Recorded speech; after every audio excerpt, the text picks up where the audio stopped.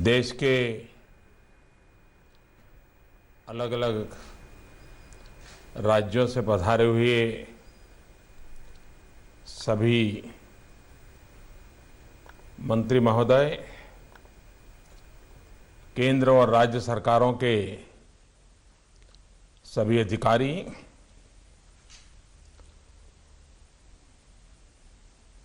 आप में से बहुत लोग होंगे जो शायद कच्छ की धरती पर पहली बार आए होंगे और शायद कच्छ भी तो आए हो, लेकिन इतना दूर पाकिस्तान की सीमा पर रेगिस्तान में कौन जाएगा। लेकिन आज आपको वहाँ भी जाने का अवसर मिला। जो हिमालय की वादियों से आए होंगे उनके लिए रेगिस्तान एक अलग अनुभव होगा। नॉर्थ ईस्ट में हरी भरी झाड़ियों के बीच जिन्होंने जिंदगी गुजारी है उनके लिए रेगिस्तान का अनुभव कुछ और होता है। और मुझे विश्वास है कि इस परिसर का भी आपके इस चिंतन शिविर पर सकारात्मक प्रभाव पैदा होगा। सरकार में बहुत आवश्यक होता है कि हम मिल बैठ करके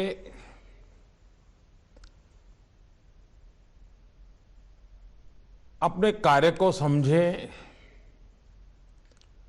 अपने कार्य की रचना को समझें, किस प्रकार से दुनिया बदल रही है, उस बदलती हुई दुनिया में हम लोग कहाँ खड़े हैं, कहाँ पहुंचना चाहते हैं, कहाँ तक पहुंच पाते हैं। इन बातों को लगातार हमने इवैल्यूएट करते रहना चाहिए। दुर्भाग्य से सरकारों का एक स्वभाव बना हुआ है और वो साइलो में काम करने का। कभी कभी तो एक डिपार्टमेंट के भीतर भी इतने साइलोज होते हैं कि एक टेबल पर क्या चल रहा है वो जानकारी दूसरे टेबल को न मिल जाए उसकी चिंता होती है। एक डिपार्टमेंट का दूसरे डिपार्टमेंट के साथ तालमेल नहीं होता है और उसके कारण एक डिपार्टमेंट एक कार्यक्रम सोचता है तो दूसरा डिपार्टमेंट बिल्कुल उससे उल्टा सोचता है। कभी कभी तो हैरानी होती है कोर्ट के अंदर सरकार के ही दो डिपार्टमेंट आमने सामने वकीलों को पैसे दे करके लड़ाई लड़ते हैं। अब ये जो अवस्था है, ये अवस्था कोई स्वस्थ स्थिति नहीं है, उसमें बदलाव आना चाहिए। और बदलाव आने का तरीका है कि हम मिल बैठ करके विस्तार से एक ब्रॉड विजन के अंतर्गत हमारी क्या भूमिका रहेगी, हमारे विभाग की क्या भूमिका रहेगी, हम क्या परिणाम ला सकते हैं, उसको सोचे तो अच्छा होगा। कुछ डिपार्टमेंट होते हैं, वैसे डिपार्टमेंट अलग होने के बावजूद भी लाइक माइंडेड होते हैं, एक दूसरे के साथ कोई न कोई उनका तालमेल होता है। यहां पर जो मुख्यतः 4 मंत्रालय के लोग इकट्ठे हुए हैं, इन्हें वे इन सबका एक दूसरे के साथ कोई न कोई संबंध आता है और इसलिए अच्छा होगा कि हम मिल बैठ करके अपने अनुभवों को शेयर करें। एक्सपर्ट लोग हैं उनको सुने, अपनी कठिनाइयों के सॉल्यूशन के हम लोगों ने कैसे कैसे रास्ते खोजे हैं, क्या प्रयोग किए हैं, उसको समझने की कोशिश करें। अगर ये 3 दिन के वास्तव्य के दरमियान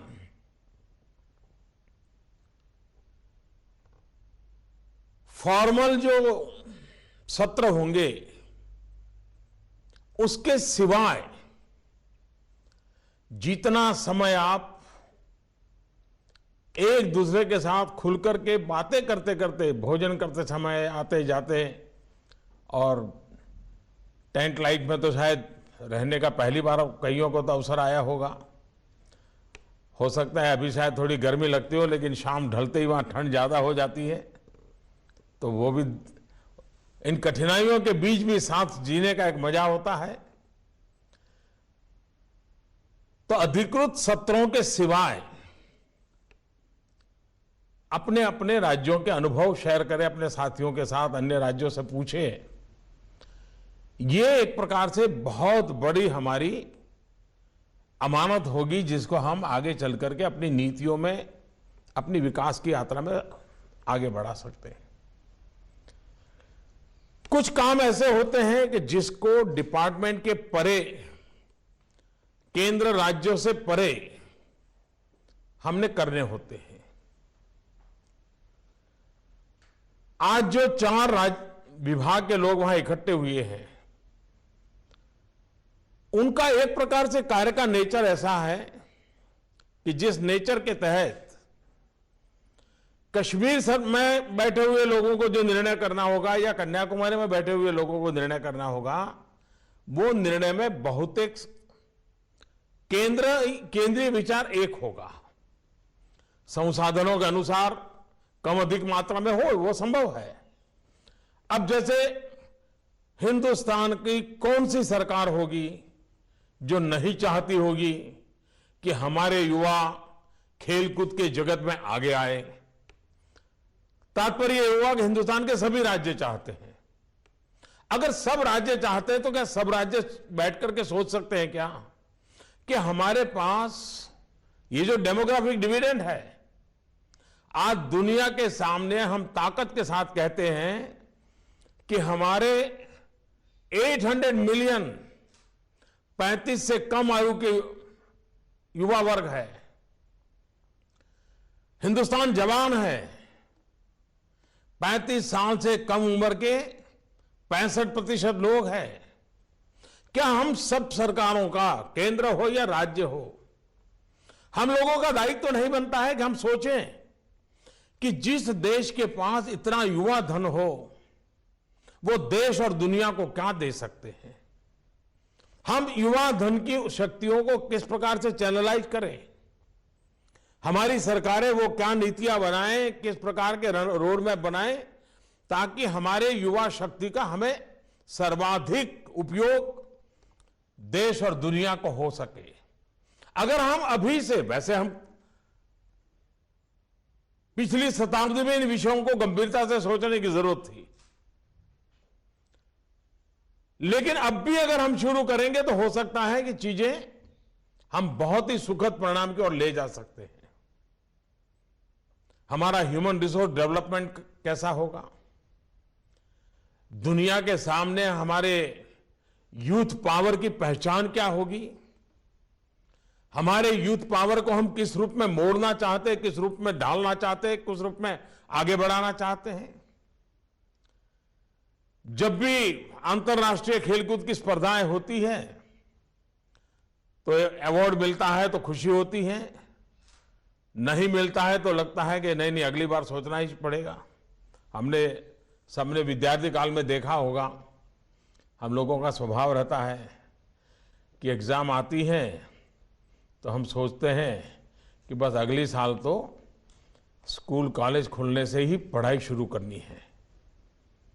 धीरे धीरे करके पहला सत्र चला जाता है, वैकेशन में फिर तय करते हैं नहीं इस बार तो जैसे ही वैकेशन में स्कूल खुलेगी मैं पढ़ना ही शुरू कर दूंगा। फिर धीरे धीरे एग्जाम आ जाती है तो सोचते हैं नहीं अब तो रात को देर तक पढ़ना है। रात को नींद आती है तो फिर सोचते हैं नहीं सुबह जल्दी उठ करके पढ़ना है। माँ को भी कह देते हैं कि माँ जरा मुझे सुबह जल्दी उठा देना, मुझे कल पढ़ना है। हम अपने आप अपना टाइम टेबल बदलते चलते हैं और खुद को एडजस्ट करते रहते हैं, रास्ते खोजते रहते हैं। क्या ये आवश्यक नहीं है कि अगर खेलकूद की स्पर्धा के लिए हम एक ऐसा इंस्टीट्यूशनल अरेंजमेंट करें, लगातार हमारे खिलाड़ियों को स्पर्धाओं में जाने का अवसर मिलता रहे, वो तहसील स्तर की हो, जिला स्तर की हो, स्कूल कॉलेज के बीच की हो। जब तक निरंतर खेलकूद की स्पर्धाएं नहीं होती हैं, खिलाड़ी तैयार नहीं होते हैं। हम सिर्फ इंफ्रास्ट्रक्चर बना दें, इतने मात्र से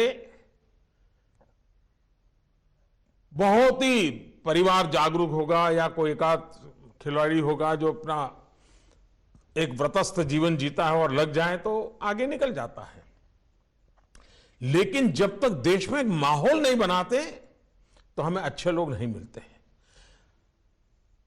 क्रिकेट में ये बना हुआ है कुछ मात्रा में, हर गली मोहल्ले में लोग क्रिकेट खेलते हैं, छोटे छोटे गेम्स चलते रहते हैं, उसमें से खिलाड़ी उभर करके आते हैं और एक बहुत बड़ा मैकेनिज्म खड़ा हो गया है।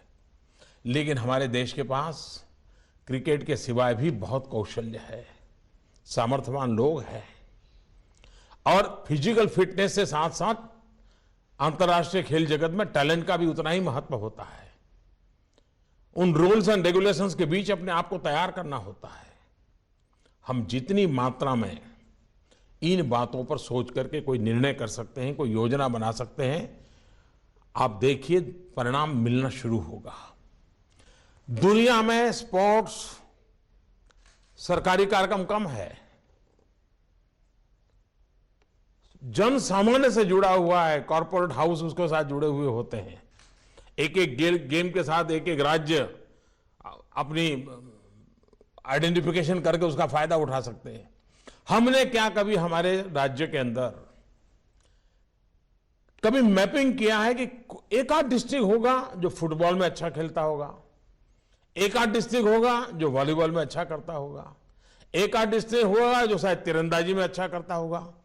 जब तक हम डिस्ट्रिक्ट लेवल के हमारे पोटेंशियल का मैपिंग नहीं करते, हमारे पास कहां किस प्रकार का इंफ्रास्ट्रक्चर है, किस खेलकूद के अंदर अच्छे हमारे पास कोचेज हैं और उस क्षेत्र में कैसे कैसे हमारे नौजवान तैयार होते हैं, उस पर अगर बल नहीं देते हैं तो हम हिंदुस्तान के हर कोने के लोगों को हर प्रकार के खेल खेलते रहेंगे तो हो सकता है कि हम कहीं पर भी कुछ नहीं निकाल पाएंगे। तो आवश्यकता है कि हम एक बदलाव करें। हमारी युवा शक्ति राष्ट्र निर्माण के कार्य में कैसे उपयोगी हो, क्या उस दिशा में हमने कभी सोचा है? अच्छी डिबेट, अच्छी लीडरशिप क्वालिटी, गांव की समस्याओं को समझने का उनका प्रयास, हमारी युवा शक्ति का उपयोग कैसे हो सकता है? आज देश में डिजिटल मूवमेंट चल रहा है। युवा समाज बहुत तेजी से इन चीजों को कैप्चर करने का स्वभाव रखता है। हमारे जितने युवकों से जुड़े हुई जितनी व्यवस्थाएं, संगठन है, सरकारी मैकेनिज्म है, क्या हम ऐसे काम में उनको लगा सकते हैं क्या?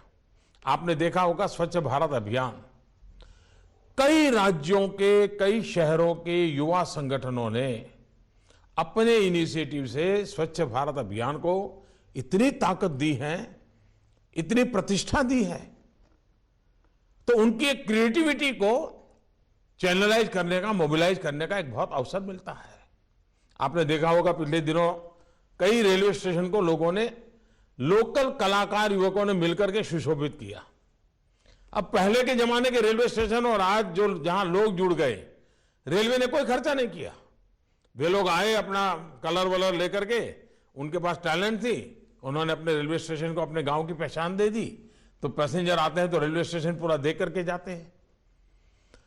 हम हमारी युवा शक्ति को क्रिएटिव काम में कैसे लगाएं, उनके सामर्थ्य का उपयोग कैसे करें, उस दिशा में हम लोगों ने निरंतर सोचना चाहिए। उसके लिए नई नई योजनाओं की रचना करनी चाहिए। हमारे पास एनएसएस, एनसीसी, ये सारी रचनाएं हैं। उसके बाद भी साहसिक कामों में हमारे देश का युवा पीछे क्यों रहे? साहसपूर्ण जीवन की उसके मन में इच्छा क्यों न जगे? वो अपना कुछ समय, वैकेशन का समय वहां क्यों न बिताए? कभी कभार देखते हैं कि एक हमारे देश में श्रम के प्रति एक ऐसी सोच बनी कि व्हाइट कॉलर जॉब ही अच्छी चीज है, बाकी सब बेकार है। दुनिया में जब हमारे बालक बच्चे जाते हैं तो सैटरडे संडे को होटल में काम करने में उनको संकोच नहीं होता है, क्योंकि वहां का कल्चर देखते हैं। भारत के युवा के मन में भी श्रम के प्रति प्रतिष्ठा, लेबर के प्रति प्रतिष्ठा, हाथ से करने वाला काम बुरा नहीं होता है, खुद का पानी खुद हाथ में लेकर के पीना बुरा नहीं होता है। ये संस्कार, ये परंपरा हम कैसे विकसित करें? हमारे ये जो छोटे मोटे संगठन काम कर रहे हैं, वे ये बदलाव ला सकते हैं क्या? उस दिशा में प्रयास करने की आवश्यकता है। हमारी सांस्कृतिक विरासत अनमोल है। हम दुनिया पर प्रभाव पैदा कर सके इतनी सांस्कृतिक विरासत है हमारे पास, लेकिन हम जिस तरीके से विश्व के सामने उसको ले जाना चाहिए वो ले पाए हैं, क्योंकि हमने हमारे भीतर एक विश्वास खो दिया है। ऐसा कैसा देश हो सकता है कि जिसे अपने पूर्वजों पर, अपनी पुरानी परंपराओं पर, अपनी संस्कृति पर, अपनी विरासत पर गर्व न हो? अगर हमें ही गर्व नहीं होगा तो हम दुनिया को क्या दिखाएंगे? हमारे पास जो है उसके प्रति गर्व का भाव, ये हमारे शिक्षा का हिस्सा हो, हमारी युवा प्रवृत्ति का हिस्सा हो, और हमारी सांस्कृतिक विरासत को विश्व के सामने एक अनोखी विरासत के रूप में रखने का हमारा निरंतर प्रयास होना चाहिए। सिर्फ कुछ कला मंडलियां, ये उनको काम है ऐसा मान करके हम चलेंगे तो नहीं चलेगा। ये समाज का हिस्सा होना चाहिए।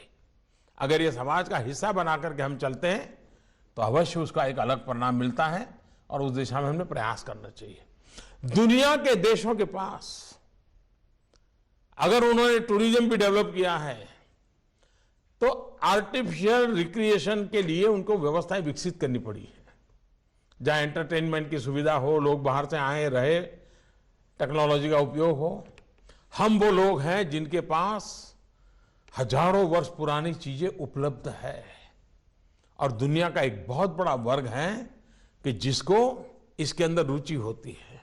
लेकिन ये तब संभव होता है कि जब हम हमारी सांस्कृतिक विरासत के प्रति बड़े गौरव के साथ दुनिया को हम कहें। जितने गौरव से हम ताजमहल की चर्चा करते हैं, उतने ही गौरव से हमारे अनेक प्रकार, इवन हमारा संगीत ले ले, हमारे वाद्य ले ले, हमारे वाद्य की परंपरा ले ले, हमारे संगीत के राग रागिणी ले ले, दुनिया के लिए अजूबा है। यानी हम किस प्रकार से हमारी इन विरासतों को, खान पान, कोई कल्पना कर सकता है कि भारत में कितने प्रकार का खान पान है? हम हिंदुस्तान में पैदा हुए हैं। अगर हम हर दिन एक नए राज्य की नई खाने के तरीके को खाना शुरू करें तो शायद हमारा भी एक जीवन कम पड़ जाएगा। इतनी विविधताएं हैं। क्या इन विविधताओं से दुनिया को हमने परिचित करवाया है? हमारा देश ऐसा नहीं कि भाई देश के एक कोने में पिज्जा हट है तो 2000 किलोमीटर दूर दूसरे कोने में भी वैसा ही पिज्जा हट होगा। एक कोने में जिस प्रोसेस से पिज्जा बनता है उसी प्रोसेस से यहां भी बनता होगा। जो इंग्रेडिएंट वहां होंगे वही इंग्रेडिएंट यहां होंगे। यहां तो दक्षिण में शुरू कर दिया तो चावल से शुरू करते, ऊपर जाते जाते चावल खत्म हो जाता है और गेहूं पर चले जाते हैं। ये विविधताएं हैं जो दुनिया के सामने रखने की ताकत रखते हैं। लेकिन हमने इन चीजों पर ध्यान नहीं दिया कि हमारे पास क्या है। हर राज्य की एक पहचान क्यों ना हो। जब तक हम एक राज्य की अपनी पहचान नहीं बनाते हैं, शायद राज्य में भी कुछ इलाके होते हैं जिसकी पहचान खड़ी की जा सकती है। अब आप लोग हिमाचल जाएंगे तो सोलन की तरफ जाएंगे तो वहां पर बोर्ड लगे रहते हैं सोलन की ओर कि ये मशरूम सिटी है। तो मैं जब हिमाचल में काम करता था तब का मेरा अनुभव है, उन्होंने उसको एक मशरूम सिटी के रूप में पॉपुलर कर दिया। अगर आप सूरत जाएंगे तो सूरत के लोगों ने उसको सिल्क सिटी के रूप में पॉपुलर कर दिया। हम अपने ऐसी जो जो विरासतें हैं उसका एक स्पेशल ब्रांडिंग बड़ा केयरफुली अपने इलाकों का, अपने शहरों का, अपने हम उस दिशा में कॉन्शियस प्रयास नहीं करते हैं। आप लोग बैठे हैं, चर्चा करेंगे, हो सकता है इसमें से कई मुद्दे आपको निकल करके आएंगे। आज विश्व में टूरिज्म बहुत तेज गति से आगे बढ़ने वाला व्यावसायिक क्षेत्र है। सबसे तेज गति से उसका ग्रोथ हो रहा है। दुनिया का middle class, upper middle class का बल्क बढ़ता चला जा रहा है। अपर मिडिल क्लास के लोग अपना धन बाहर जाकर के खर्च करने के लिए तैयार भी होते हैं। भारत जैसा देश, विश्व के टूरिज्म को हम हमारा टारगेट ग्रुप के रूप में सोच सकते हैं क्या? दुनिया को क्या चाहिए? हमारे देश में किस इलाके में क्या है? क्या हमने कभी विश्व के 50 देश, वहां के टूरिस्ट की साइकोलॉजी को एनालिसिस किया है क्या? कि भाई यूरोप का टूरिस्ट होगा तो उसको ये चीजें देखने का शौक है, ये चीजें पसंद है। हिंदुस्तान के इस कोने में वो चीजें हैं जो यूरोप के टूरिस्ट को हमने आकर्षित करना चाहिए। इन दोनों को जोड़ना चाहिए। न हमने हिंदुस्तान में हमारा पोटेंशियल कहां है उसको मैपिंग किया है, न हमने दुनिया के टूरिस्टों को क्या पसंद है हमने देखा है। हर दुनिया के हर वर्ग का अपना एक चॉइस होता है। जब तक वो उस प्रकार की चीजें नहीं देखता है उसको टूरिज्म। बर्ड वॉचर्स शायद दुनिया में सबसे ज्यादा खर्च करने वाले लोग कोई हो तो बर्ड वॉचर्स होते हैं। वो जहां जाएंगे महीने भर अपना कैमरा लेकर के पड़े रहते हैं और एक एक पंखी के पीछे लगे रहते हैं, एक एक चिड़िया के पीछे लगे रहते हैं। अब वो बहुत पैसे खर्च करने वाले लोग होते हैं।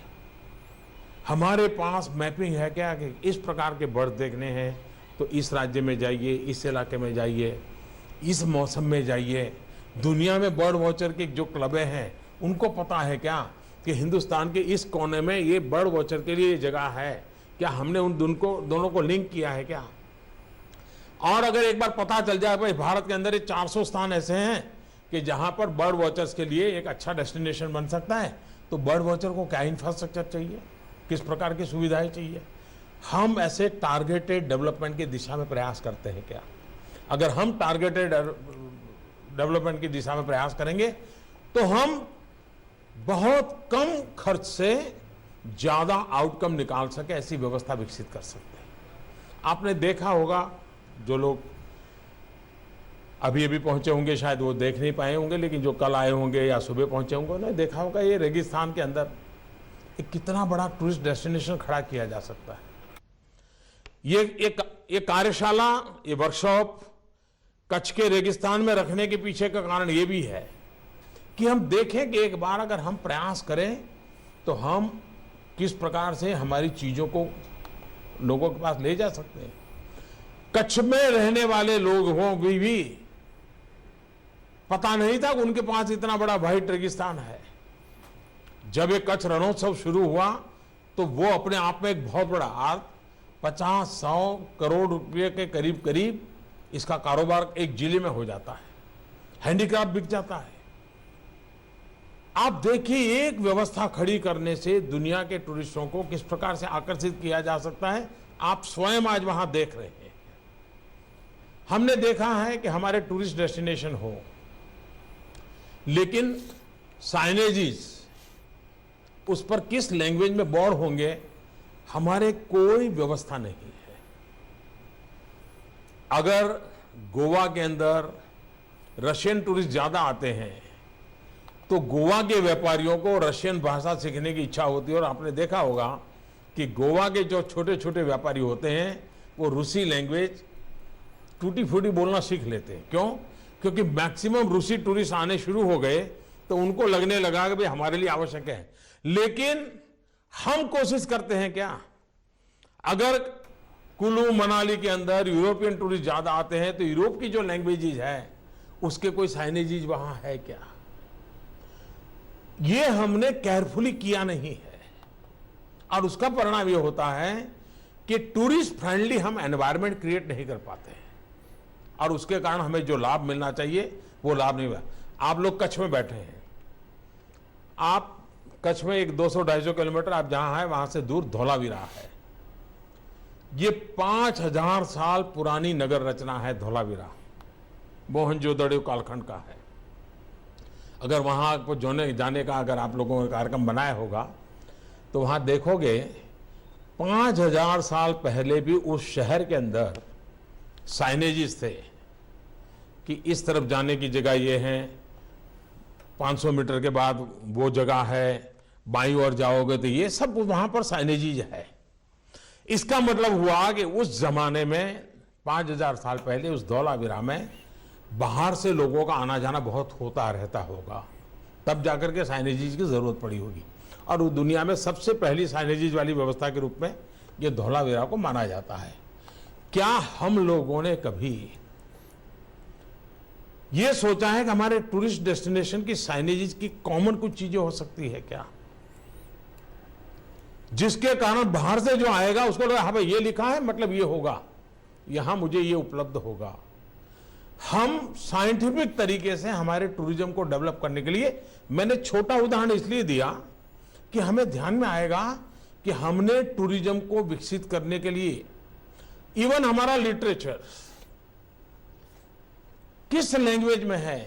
अगर मेरे उस टूरिस्ट डेस्टिनेशन पर अंग्रेजी स्पीकिंग लोग ज्यादा आते हैं, लेकिन अगर मेरा वहां का सारा लिटरेचर हिंदी में है या मेरी वहां की लोकल लैंग्वेज में है, तो मैं खर्च करने के बाद भी मैं उसका मार्केटिंग नहीं कर पा रहा हूं। हमारी वेबसाइट्स, टूरिस्ट डेस्टिनेशन के लिए वेबसाइट हम डेवलप करना चाहते हैं, लेकिन ज्यादातर हमारी वेबसाइट हमारी अपनी भाषा में है, जबकि हमें एक ग्लोबल मार्केट को अगर पकड़ना है तो हमने उसकी भाषा में हमारी वेबसाइट बनाते हैं क्या। और मैं नहीं मानता हूं कि कोई ज्यादा खर्च का काम है। ये हम लोग तय करें कि हाँ हमें टूरिज्म को बढ़ावा देना है, तो आप देखिए हो जाएगा। कभी कभार एक बड़ी चिंता का विषय रहता है टूरिज्म में कि भाई लोग क्यों नहीं आते, बोले इंफ्रास्ट्रक्चर नहीं है। इंफ्रास्ट्रक्चर क्यों नहीं है, तो लोग नहीं आते हैं। ये ऐसा द्वंद्व है कि जिस द्वंद्व में से आपको खुद को हिम्मत करके निकलना पड़ता है। वहां पर एचआरडी मिनिस्ट्री के लोग भी बैठे हैं। राज्य की सरकारें ये तय कर सकती हैं क्या, मान लीजिए वो अपने राज्य में तय करे कि भाई इस कक्षा के जो स्टूडेंट होंगे वे साल में एक बार उनको पर्यटन के लिए जाना है, तो अपने गांव के ही अलग अलग जगह पे जाएंगे। इस उम्र के पहुंचे तो फिर तहसील में जाएंगे, इस स्टैंडर्ड में आए तो जिले में जाएंगे, उस स्टैंडर्ड में गए तो राज्य में जाएंगे। हम इस प्रकार का उनके लिए काम तय करते हैं, तो वो धीरे धीरे धीरे धीरे उनको पता चलेगा उनके गांव में क्या है, तहसील में क्या है, जिले में क्या है। वो 10th में पहुंचेगा तब तक उसको सारा पता चल जाएगा। हम ऐसा नहीं करते। हमारे यहाँ तो 5वीं कक्षा का स्टूडेंट होगा, लेकिन टीचर ने अगर उदयपुर नहीं देखा है तो टीचर उसको उदयपुर ले जाएगा, गांव में क्या है उसने देखा नहीं होगा। हमने एचआरडी मिनिस्ट्री ने और हमारे टूरिज्म मिनिस्ट्री के बीच ये तालमेल हो। मान लीजिए हम तय करें कि हमारे राज्य में 10 जगह ऐसी हैं जो टूरिस्ट डेस्टिनेशन के लिए डेवलप करनी है, सब मिलकर के तय करें। आपको पता है कि उन 10 जगह पे आज न होटल है, न रेस्टोरेंट्स हैं, न खान पान की व्यवस्था है, लेकिन डेस्टिनेशन अच्छा है। क्या आपने कभी ये सोचा है कि आप पहले अपने राज्य के जो रिसोर्सेज हैं उनको मोबिलाइज करेंगे, तय करें कि भाई हमारी सभी यूनिवर्सिटीज 5 साल तक टूरिस्ट के नाते कहीं जाना है, तो पहले ये 10 डेस्टिनेशन जो राज्य ने तय किए हैं वहां तो जाना ही पड़ेगा, 2 रात रुकना ही पड़ेगा। वो खर्चा होगा टूरिस्ट के नाते, लेकिन इन प्रकार के इन्वेस्टमेंट होगा। मान लीजिए हर दिन एक 10 बसेस आती हैं कॉलेज स्टूडेंट्स की, उस गांव के लोग तय कर लेंगे भाई यार लोग आने लगे, चलो चने ममरे बेचने की दुकान कर लो, चलो पकौड़े बनाने की दुकान कर लो, चलो पानी लोगों को चाहिए तो पानी लाने का काम धीरे धीरे धीरे धीरे डेवलप हो जाएगा। लेकिन हम कभी हमारे अपने डेस्टिनेशन को डेवलप करने के लिए पहले हमारे टूरिस्टों को भेजना चाहिए। ये हम प्रयास, अगर हिंदुस्तान के हर राज्य 5 डेस्टिनेशन तय करे, ज्यादा मैं नहीं कह रहा हूं, 5 डेस्टिनेशन और इंटरनेशनल लेवल का डेस्टिनेशन बनाने के इरादे से करें, और शुरू के 2-3 साल और कोई आए या ना आए अपने राज्य के स्टूडेंट जाना शुरू कर दें, वहां अपने आप में इस प्रकार का बदलाव आना शुरू हो जाएगा, टूरिस्ट आना शुरू होंगे। ये जिस कच्छ के रेगिस्तान में बैठे हैं, शुरू में गुजरात के ही लोग आए थे, ज्यादा से ज्यादा मुंबई के लोग आना शुरू हुआ, लेकिन आज ऑनलाइन बुकिंग 1-1 साल पहले होने लग गया। हमने पहले इस प्रकार का प्रयास करना पड़ता है, तब जाकर के टूरिस्ट डेस्टिनेशन के लिए जो आवश्यक इंफ्रास्ट्रक्चर होता है वो तय होता है, फिर वहां ह्यूमन रिसोर्स के लिए चिंता करनी चाहिए। हमारा दुर्भाग्य है कि जो हमारे टूरिस्ट डेस्टिनेशन है या रिलीजियस प्लेसेस हैं जहां पर टूरिस्ट जाते हैं, लेकिन वहां पर गाइड के लिए skill development, human resource development का कोई कोर्सेज नहीं होते।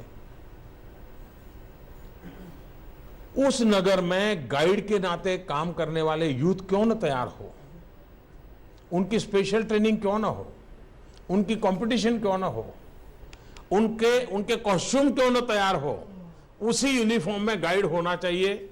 गाइड के पास आइडेंटिटी कार्ड क्यों नहीं होना चाहिए। हम जब तक ये प्रोफेशनलिज्म नहीं लाएंगे, हम टूरिज्म क्षेत्र को डेवलप नहीं कर सकते। भारत ने 2 प्रकार के टूरिज्म को डेवलप फोकस करना होगा। एक परंपरागत यात्री,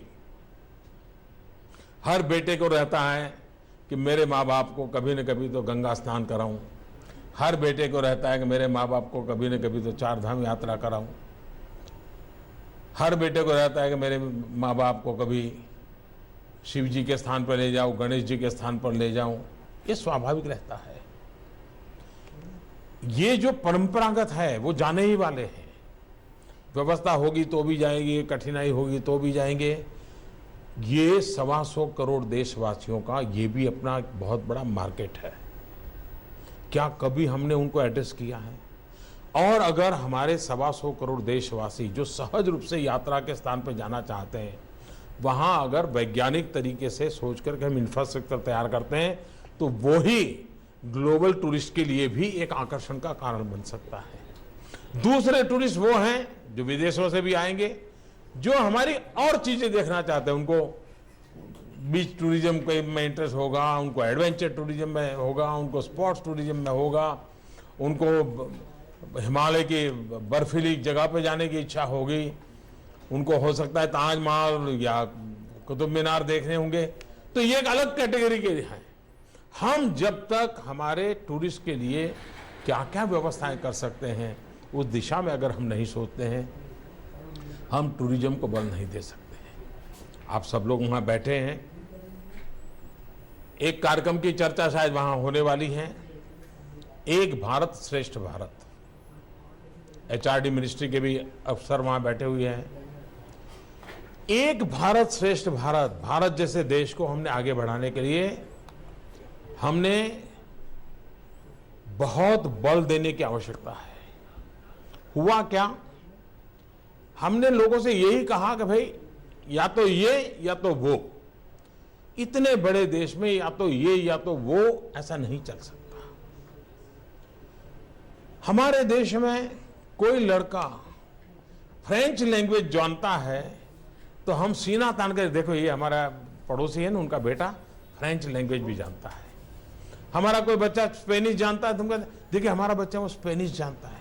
देखिए हम देश के अंदर ये माहौल नहीं बनाते हैं कि हरियाणा का बच्चा वो भी तो तेलुगु भाषा बोलना सीखना चाहिए, गुजरात का बच्चा उसको भी तो कभी मलयालम सीखने का मन करना चाहिए, और उसको मलयालम आता है तो उसको प्राउड फील होना चाहिए। हम देश के अंदर अपनी ये जो विरासत है इसके प्रति गौरव नहीं कर रहे हैं।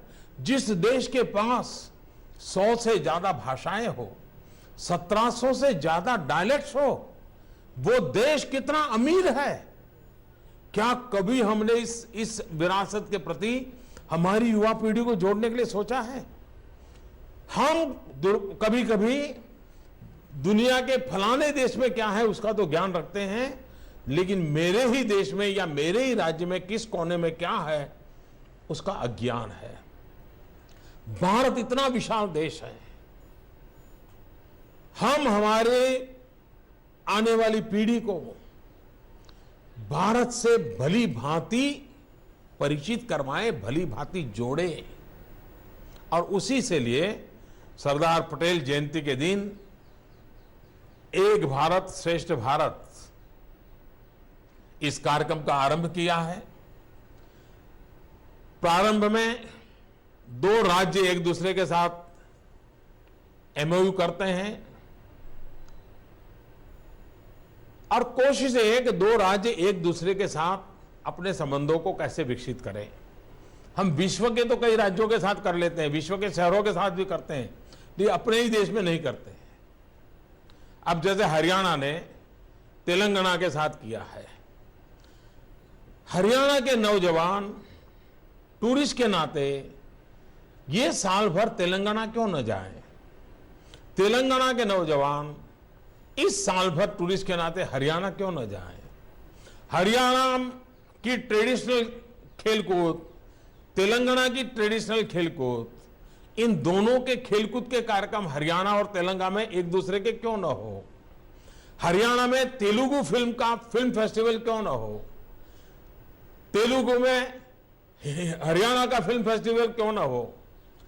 हरियाणा में तेलुगु भाषा का नाट्य महोत्सव क्यों न हो? तेलंगाना में हरियाणा का नाट्य महोत्सव क्यों न हो? सहज रूप से हरियाणा के बच्चों को एक साल में 100 तेलुगु वाक्य सिखा सकते हैं, बोलचाल के 100 वाक्य। तेलंगाना के बच्चों को 100 हरियाणवी भाषा के, हिंदी भाषा के वाक्य सिखा सकते हैं। आप देखिए देश में बिना कोशिश किए हर राज्य में हर 10वें 8वें आदमी कोई न कोई राज्य की भाषा बोल लेता होगा। कोई आएगा तो उसको लगेगा अच्छा भाई तमिलनाडु का आया, आओ आओ वणक्कम कह करके शुरू करेंगे, तुरंत शुरू हो जाता है। इसलिए मेरा आग्रह है कि एक भारत श्रेष्ठ भारत इस कार्यक्रम के लिए राज्य आगे आए। एचआरडी मिनिस्ट्री हो, युवक सेवा एवं सांस्कृतिक प्रवृत्ति हो, कल्चरल डिपार्टमेंट और टूरिज्म डिपार्टमेंट हो, ये डिपार्टमेंट है जो कैटलिक एजेंट के रूप में बहुत बड़ा काम कर सकते हैं। आप अब मान लीजिए क्विज कंपटीशन, इन दिनों हमारे विदेश विभाग ने विश्व भर में फैले हुए भारतीय समुदाय के लिए एक क्विज कंपटीशन शुरू किया है। जो दूसरी तीसरी पीढ़ी से लोग विदेश में हैं, उनके बच्चों को इतना तो मालूम है कि उनके पूर्वज भारत के हैं, लेकिन उनको मालूम नहीं भारत क्या है। तो उन्होंने एक ऑनलाइन क्विज कंपटीशन शुरू किया। पिछले वर्ष 5000 दुनिया के अलग अलग देशों के बच्चे जो मूल भारतीय परिवार के हैं लेकिन वो पैदा यहाँ नहीं हुए, न कभी हिंदुस्तान देखा है, क्विज कंपटीशन में भाग लिया, हिंदुस्तान की जानकारियां पाने का प्रयास किया और उनका एक इनाम देने का कार्यक्रम भी बहुत अच्छा हो गया पिछले 2 अक्टूबर को। हमारे देश के अलग अलग राज्यों का ऑनलाइन क्विज कंपटीशन हो सकता है क्या? अगर गुजरात ने छत्तीसगढ़ के साथ एमओयू किया है एक भारत श्रेष्ठ भारत का, तो छत्तीसगढ़ के बच्चे क्विज कंपटीशन में गुजरात के 5000 सवालों का जवाब दें। गुजरात के बच्चे छत्तीसगढ़ के 5000 सवालों का जवाब दें। कितने डिस्ट्रिक्ट हैं, कितनी जातियां हैं, कैसी बोलियां है, कैसा खान पान है, कैसा पहनावा है, कौन सी वस्तु कहां पर है। आप देखिए कितना बड़ा इंटीग्रेशन सहज रूप से होगा। और अगर वो बच्चा ऐसे 10 राज्यों के क्विज कंपटीशन में धीरे धीरे करके भाग लेता है तो भारत के विषय में कितनी जानकारियां उसको होगी। मैं चाहता हूं कि सभी राज्य अपने एक क्विज बैंक बनाए।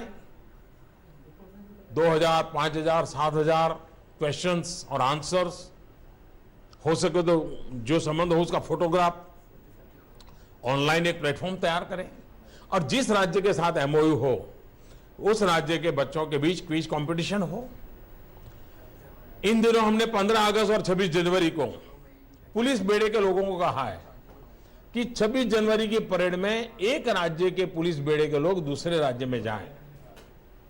उस राज्य के लोग परेड करते होंगे, उसमें एक और राज्य का दस्ता भी होगा। ये चीजें हैं जो हमें एक दूसरे को निकट लाती है। ये सहज करने वाले काम है और उस पर हम बल दे रहे हैं। एक भारत श्रेष्ठ भारत कार्यक्रम को भी सफल करने की दिशा में हम लोगों ने प्रयास करना चाहिए। और भारत इन्हीं विविधताओं से भरा हुआ है। हम अपने ही देश को अपने में समाहित करने का लिए एक बेड़ा उठा लें तो भी एक जिंदगी कम पड़ जाए। इतना बड़ा विशाल देश है, इतनी विविधताओं से भरा हुआ देश है और हर नई चीज जानेंगे तो खुशी होगी। जैसे मैंने एक काम कहा है, एक भारत श्रेष्ठ भारत में, जैसे मान लीजिए हरियाणा है, तेलंगाना के साथ होगा, क्या हरियाणा के हर स्कूल में तेलुगु भाषा के 5 गीत कंठस्थ हो सकते हैं, 5 गीत गाना आ सकता है? तेलंगाना के लोगों को हरियाणा के 5 गीत आते हैं क्या? और ये मजा आएगा, उनको आनंद आएगा, ये कोई एक्स्ट्रा मेहनत नहीं पड़ेगी। सहज रूप से हम देश की विविधताओं को जाने पहचाने और ये टूरिज्म को भी बहुत बल देने वाला है। हमारी युवा शक्ति में भी चैतन्य भरने वाला काम है। भारत को जोड़ करके भारत को एक नई ऊंचाइयों पर ले जाने का अवसर है। एक चीज छोटी सी क्यों न हो लेकिन कितना बड़ा बदलाव ला सकती है ये इसमें हम देख सकते हैं। तो आप यहां 3 दिन चिंतन मनन करने वाले हैं, इतने दूर से आप आए हैं। मैं आशा करता हूं कि आप खास करके जो मंत्रिपरिषद के लोग आए हैं वे जरूर बैठेंगे, अपने अनुभव का लाभ सब राज्यों को देंगे, अपने विजन का लाभ देंगे और शाम को रेगिस्तान में जब जाएं, मेरा इस भूमि से बड़ा लगाव रहा है। मैं आपसे एक सलाह देना चाहता हूं, आज शाम को जब रेगिस्तान में आप जाएं, जितना अंदर तक जा सकते हैं अलाउ करें सिक्योरिटी फोर्सेस तक, वहाँ तक जाइए, लेकिन हो सके तो अपने साथियों को छोड़ करके 25-50 कदम दूर कहीं जा करके 10 मिनट खड़े रहिए, अकेले। उस विराट रूप को देखिए, उस नीले आसमान को देखिए, उस सफेद चद्दर को देखिए। शायद जीवन में ऐसा अनुभव बहुत रेयर आता। हाँ, दोस्तों में ही गप्पे मारते रहोगे तो फिर वो अनुभूति नहीं होगी। 15-20 मिनट के लिए साथी सब लोग 20-25 कदम दूर अकेले जाके खड़े हो जाइए, आप जरूर एक नया अनुभव करेंगे और उस अनुभव को सबके सामने जरूर बताएंगे। ये जगह ऐसी है कि जहाँ आज से 10 साल पहले अगर जाना है तो 3-3, 4-4 घंटे लगते थे रेगिस्तान में। आज आप शायद 50 मिनट, 60 मिनट में वहाँ पहुँच गए होंगे। भूकंप के बाद कितना बड़ा परिवर्तन आता है वो आपने देखा है। और ये हिंदुस्तान का आखिरी गांव है जहाँ आप बैठे हैं, इसके बाद कोई जनसंख्या नहीं है।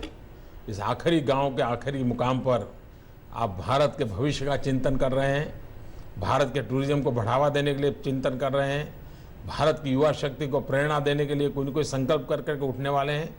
मुझे विश्वास है कि आप लोगों का ये मंथन आने वाले दिनों में नीति निर्धारण में बहुत बड़ी सकारात्मक भूमिका अदा करेगा। मेरी इस अवसर पर आपको बहुत बहुत शुभकामनाएं हैं। आप 2-3 दिन जो चर्चा करने वाले हैं उसकी बहुत बारीकी से मैं हर चीज़ को देखने वाला हूं, क्योंकि मेरी ये रुचि का क्षेत्र है और इस क्षेत्र में बहुत पोटेंशियल है, हमने इसको आगे बढ़ाना है। तो मैं आप जो मेहनत करने वाले हैं उसका पूरा फ़ायदा मैं खुद उठाना चाहता हूँ। तो मुझे ज़्यादा से ज़्यादा लाभ मिले ऐसा काम आप जरूर करेंगे। देश को तो लाभ मिले ऐसा काम करते ही हैं आप, लेकिन मेरा भी ज्ञानवर्धन होगा आपके इस अनुभव के द्वारा। तो मैं इसका इंतज़ार करता हूँ। अब तो 3 दिन के आपके विचार विमर्श से जो मंथन के अमृत निकलेगा, उस अमृत के पान के लिए मैं भी प्रतीक्षा कर रहा हूँ। मेरी आप सबको बहुत बहुत शुभकामनाएं हैं। मैं विजय रूपाणी जी और उनकी सारी टीम को भी बधाई देता हूं कि उन्होंने इसके लिए क्योंकि उनके यहाँ टूरिज्म का इतना रश होता है, तो बीच में से इस प्रकार से किसी कॉन्फ्रेंस के लिए टेंट वगैरह देना जरा उनको इकोनॉमिकली थोड़ा दिक्कत देने वाला काम होता है, लेकिन दे रहे हैं। लेकिन इसके कारण जरूर ये देश भर से लोग आए हैं, तो ये आपके इस रणोत्सव का प्रचार भी करेंगे। हो सकता है कि आने वाले दिनों में इनकी तरफ से भी 50-50 लोग ज़्यादा आना शुरू कर जाएं, तो आपका एक इन्वेस्टमेंट ही है। तो गुजरात सरकार को भी मैं बधाई देता हूं, अभिनंदन करता हूं उनका। धन्यवाद।